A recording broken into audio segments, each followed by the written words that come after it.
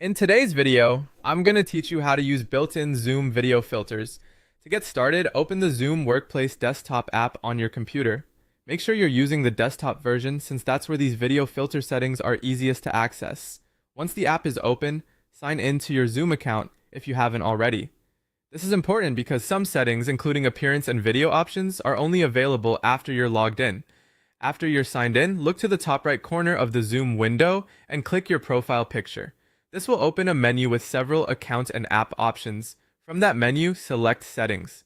The Settings area is where Zoom keeps most of its customization tools, so this is where you'll go anytime you want to adjust your camera, audio, or visual preferences. Inside Settings, click Video and Effects. This section lets you control how you appear on camera and gives you access to Zoom's built-in visual enhancements. Once you're there, scroll down until you find video filters. Take your time here because this is where you'll be able to browse the available filter options and effects built directly into Zoom. Now simply choose the filter or effect you want to use. As you click through the different options, Zoom will usually show the change right away, which makes it easy to compare styles and pick the one that looks best for your meeting, class, or recording. Some filters are more subtle, while others are more stylized, so it's a good idea to choose one that fits the setting you're using it for. Be sure to check the video preview as you make your selection. The preview helps you see exactly how the filter looks on your camera before you join a meeting or start presenting.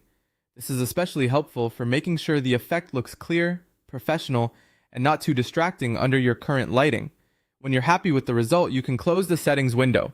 Your selected filter should remain active until you change it again, so you won't need to repeat the process every time unless you want to switch to a different look.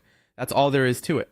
By using Zoom's built-in video filters, you can quickly personalize your on-camera appearance without needing any extra software.